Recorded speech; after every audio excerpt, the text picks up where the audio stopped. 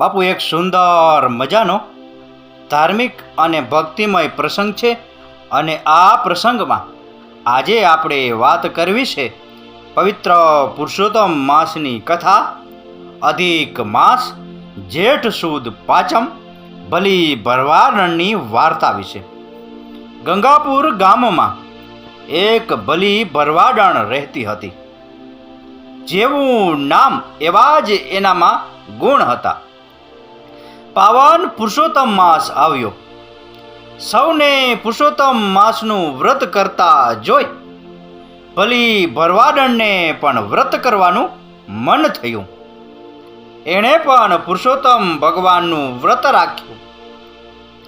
એ તો રોજ નદીએ નહાવા જાય, કથા વાર્તા સાંભળે, પછી આખો દિવસ બકરા ચારે અને પુરુષોત્તમ ભગવાનનું નામ લે.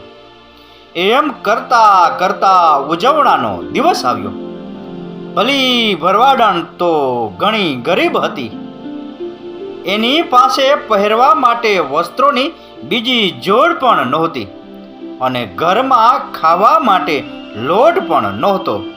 ત્યાં જમાડે શું અને દાન કરે તો શાનું કરે? બલિ ભરવાડણ તો મૂંઝાણી. હવે શું કરવું? બ્રાહ્મણ તો જમાડવા જ પડે. એ તો ગઈ બ્રાહ્મણને ઘેર નોતરું આપવા.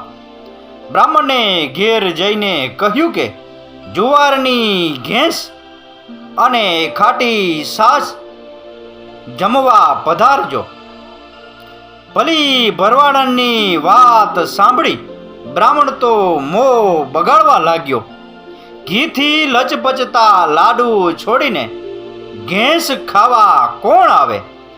બલિ ભરવાડણ તો આખા ગામમાં ફરી, પણ ગામમાં કોઈ બ્રાહ્મણે જમવા આવવાની હા ન પાડી. બલિ ભરવાડણ તો નિરાશ થઈને રડવા લાગી. ત્યારે ગોલોકમાં બિરાજેલા પુરુષોત્તમ પ્રભુને ચિંતા થઈ. બલિનું વ્રત અધૂરું રહે તો ભગવાનની લાજ જાય. પ્રભુ તો 12 વર્ષના બટુકનું રૂપ ધારણ કરીને બલિ ભરવાડણ પાસે આવ્યા અને બલિ ભરવાડણને કહેવા લાગ્યા, માજી, તમે રડો છો શું કામ? હું બ્રાહ્મણ છું, મને સીધું આપી દો. હું જાતે રાંધીને જમી લઈશ. બલિ ભરવાડણ તો રાજીના રેડ થઈ ગઈ. તેણે તરત જ એ બટુકને સીધું આપ્યું. બટુકના રૂપમાં રહેલા પ્રભુએ ઘડીક વારમાં જ રસોઈ બનાવી નાખી. પ્રભુએ જમી પરવારીને બલિ ભરવાડણ પાસે વિદાય માંગી. બલિ ભરવાડણ છેક ગામના પાદર સુધી વળાવવા આવી. પાદરે આંબળાનું ઝાડ હતું. પ્રભુએ આંબળાના ઝાડ પર ચડી ગયા અને આંબળા પાડવા લાગ્યા અને બલિ ભરવાડણને કહ્યું, માજી, આંબળાની ગાંસડી બાંધીને ઘેર લઈ જાઓ, તમારું દારિદ્ર્ય ટળી જશે. બલિ ભરવાડણે આંબળાની ગાંસડી બાંધી અને જ્યાં ઊંચે નજર કરી ત્યાં તો પ્રભુ ના મળે. બલિ ભરવાડણ તો ભગવાનની લીલાનો મહિમા ગાતી ગાતી ઘેર આવી. ભૂખ કકડીને લાગી હતી. ખાવા બેઠી, પણ જોયું તો ઘેંસ ગાયબ અને તેની જગ્યાએ 32 પકવાન પડ્યા હતા. બલિ ભરવાડણ તો અચંબામાં પડી ગઈ. ત્યાં જ એની નજર આંબળાની ગાંસડી પર પડી.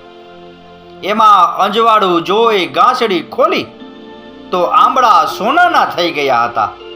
બલિ ભરવાડણ સમજી ગઈ કે સાક્ષાત પ્રભુજી પોતે જ પધાર્યા હતા. બલિ તો વલોપાત કરવા લાગી. અરે રે, હું કેવી અભાગણી છું!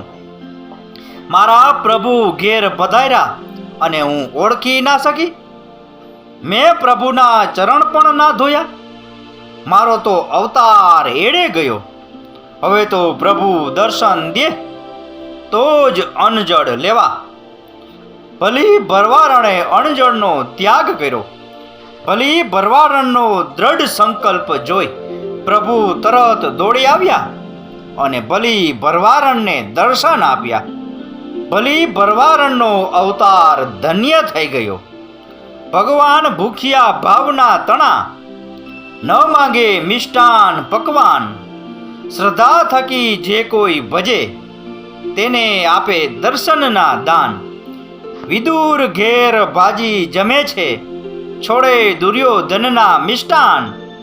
ભક્તની ભીડ ભાંગે ભૂદરો, કાયા થાય કુરબાન. હે પુરુષોત્તમનાથ, તમે જેવા બલી ભરવાડને ફર્યા એવા સૌ ભાવિકને ફળજો. બોલો પુરુષોત્તમ ભગવાનની જય. તો બાપુ આ હતો પવિત્ર પુરુષોત્તમ માસની કથા. અધિક માસ જેઠ સુદ પાંચમ બલી ભરવાડની વાર્તા વિશેનો પ્રસંગ. આ પ્રસંગ, આ કથા, આ વાર્તા પૂરેપૂરી સાંભળી એ બદલ આપનો ખૂબ ખૂબ આભાર. આપનો દિવસ શુભ રહે. મહાદેવ હર.